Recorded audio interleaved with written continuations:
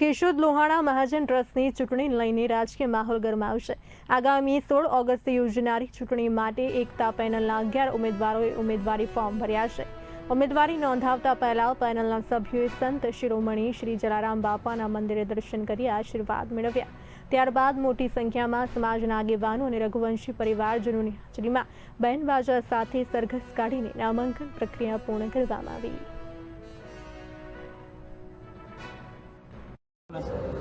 મારું નામ રાહુલ બિપિનભાઈ ચોલેરા, સભ્ય એકતા પેનલ ચૂંટણી કેશોદ લોહાણા મહાજન ચૂંટણી કેશોદ।